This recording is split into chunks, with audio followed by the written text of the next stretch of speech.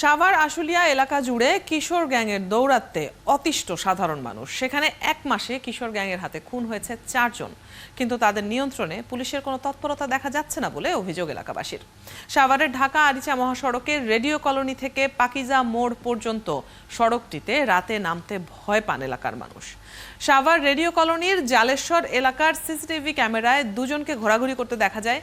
2 minute পর এক college পড়ুয়া শিক্ষার্থীর শরীরে একের পর এক চাকু মেরে তারা পালিয়ে যায়।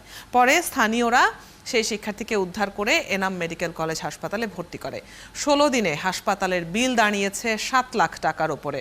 আহত শিক্ষার্থী পড়াশোনার পাশাপাশি একটি মুদি দোকানে কাজ করেন। দিনমজুর বাবা মা কিভাবে এই বিল শোধ করবেন সেটি তাদের জানা নেই। সাভারে গেল এক মাসে কিশোর গ্যাংয়ের হাতে এভাবেই মারা গেছে 4 জন। কিশোর গ্যাংয়ের নেতা ও 5 মামলার আসামি স্বপন প্রকাশ্যে ঘুরে বেড়ালেও পুলিশ তাকে আটক করছে না বলেও অভিযোগ উঠেছে।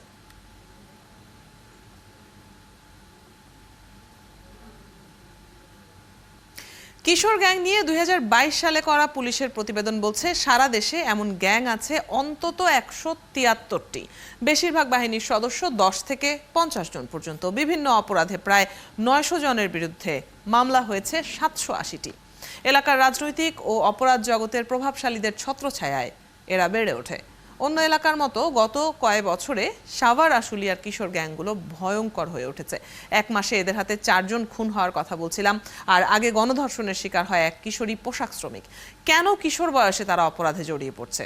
সমাজ ও পরিবারের ভূমিকা কি এখানে?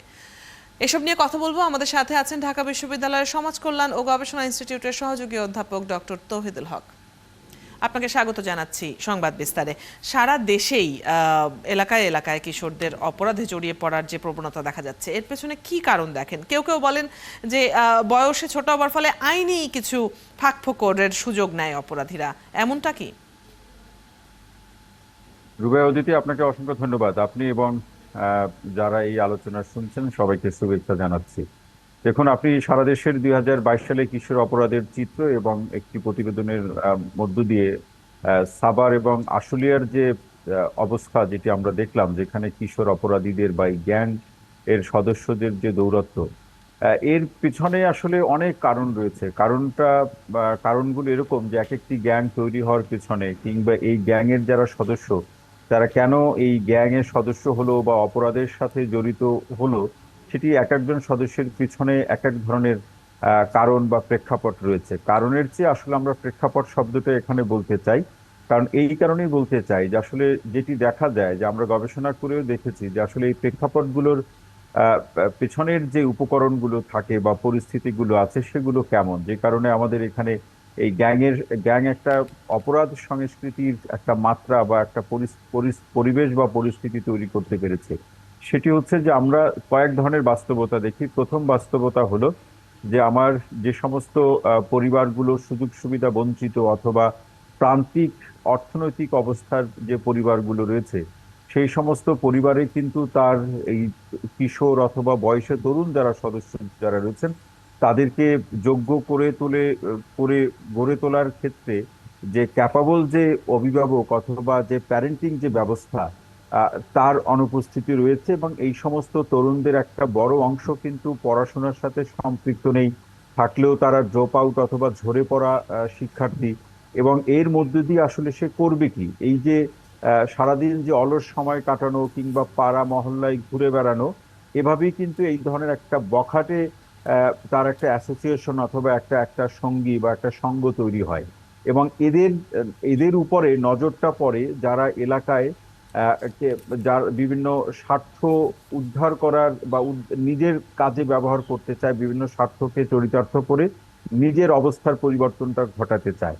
তো সেক্ষেত্রেও আমরা দুই ধরনের বাস্তবতা লক্ষ্য করি। সেটি হচ্ছে যে যে সমস্ত রাজনৈতিক পরিচয়ে তাদেরকে আমি রাজনৈতিক বিদ বা এগুলো বলতে চাই না, তাদের একটা রাজনৈতিক পরিচয় আছে। এই পরিচয়ধারী কিছু ব্যক্তি এই কিশোর গ্যাং তারা সৃষ্টি করে থাকে, তৈরি করে থাকে, এবং এর পিছনের পৃষ্ঠপোষক বা মাস্টার মাইন্ড হিসাবে তারা কাজ করেন। অর্থ থেকে শুরু করে, এই যে আপনি বলছিলেন যে আসলে একাধিক মামলা রয়েছে, তারপরও পুলিশ কেন গ্রেপ্তার করছে না অথবা তিনি জনসম্মুখে ঘুরে বেড়াচ্ছেন, এই পিছনের যে এখানে প্রভাবশালীদের প্রভাব খাটানোর একটা ব্যাপার তো রয়েছে, অর্থাৎ সমাজ, পরিবার, শিক্ষা প্রতিষ্ঠান, এই সব জায়গা থেকেই তারা কিছুটা যেন বরং কিশোর গ্যাং গড়ে তোলার, অপরাধী জগতে প্রবেশ করার উস্কানিই পাচ্ছে। সামাজিক ও রাজনৈতিকভাবে আমাদের বড়দের যে অসহিষ্ণুতা, তার প্রভাবও কি ছোটদের উপরে পড়ছে বলে মনে হয় না? সেটি কিছুটা আছে, কিন্তু এখন যে গ্যাং বাস্তবতা দেখছি, সেই গ্যাং বাস্তবতা আপনি যথার্থই বলেছেন যে একটা সময় তো আমাদের এখানে সামাজিক অনুশাসন বা সামাজিক দায়বদ্ধতার যে প্রসঙ্গ, সেটি তো আমরা অতীতে খুব জোরে সোরে দেখেছি। যে বয়সে তরুণ অথবা কেউ সমাজের মধ্যে ভুল করলে, অপরাধ করলে কিন্তু তাকে সামাজিকভাবে এটি প্রতিরোধ করা অথবা দমন করার বিভিন্ন কৌশল বা সেই বাস্তবতা কিন্তু আমাদের এখানে ছিল। কিন্তু ব্যাপারটা হলো সেটি আমরা হারিয়ে ফেললাম কেন? সেটিও হারিয়েছে কিন্তু ভয়ের কারণে, যে কোনো ব্যক্তি তার নিজের ক্ষতি হবে, কারণ অতীতে কেউ এই ধরনের অবস্থাগুলো বা কিশোর গ্যাংয়ের দৌরাত্ম্য বন্ধ করতে গিয়ে বা প্রতিবাদ করতে গিয়ে কিন্তু নিজে এবং তার সন্তান বা পরিবারের সদস্যরা ক্ষতিগ্রস্ত হয়েছে। সর্বশেষ উদাহরণ কিন্তু আমার চট্টগ্রামের একজন দন্ত চিকিৎসকের যে মৃত্যু, সেটি আমাদের সামনে আমরা খুব উদাহরণ হিসাবে উল্লেখ করতে পারি। পাশাপাশি যে বা যারা এটা প্রতিবাদ করবেন সেই ক্ষতির মুখোমুখি হচ্ছে। এখন বিষয়টি হচ্ছে যে সমাজের একটা বড় অংশ, কারণ অপরাধীরা সবসময় সংখ্যায় কম থাকে কিন্তু তাদের শক্তিটা বেশি থাকে, কিন্তু এর বাইরে যে সমাজের একটা বৃহৎ অংশ বা সমাজের যে শুভবুদ্ধি বা সামাজিক এবং সাংস্কৃতিক সংগঠনগুলোর যে সক্রিয়তা, সেই জায়গা থেকেও সবাই মিলে আসলে এটি প্রতিরোধ বা প্রতিরোধী এগিয়ে আসে না। কারণ হলো এর পেছনের যে তথাকথিত বড় ভাই বা প্রভাবশালী ব্যক্তি বা গোষ্ঠী যারা রয়েছেন, তাদের মদতে বা আশ্রয় প্রশ্রয়ে এরা যে কোনো ধরনের অপরাধ করতে কোনো কার্পণ্য বোধ করছে না। আবার সেই কার্পণ্য বোধ শব্দটা এদের ক্ষেত্রে মানায় না, কারণ হলো এরা যে নিজেদের বিদ্যা বা বিবেচনা দিয়ে কোনো কাজ করছে বা অপরাধ করছে, বিষয়টা কিন্তু এরকম নয়। তার উপরে যা নাজিল হয়, অর্থাৎ বড় ভাই তাকে যা বুঝিয়ে দেন, যা করতে বলেন, তিনি সেই কাজগুলোই করে থাকেন। এখন অর্থাৎ এই যে আমাদের বারবার ঘুরে ফিরেই সামাজিক ভাবে অথবা রাজনৈতিক ছত্রছায়ায় যারা প্রভাবশালী, তাদের প্রভাবে থেকে এদের অপরাধের প্রবণতা বাড়ার কথা আসছে, এবং এখান থেকেই স্বাভাবিক জীবনে এদেরকে ফিরিয়ে আনার যে পথ, সেটাও খুঁজে নিতে হবে নিঃসন্দেহে।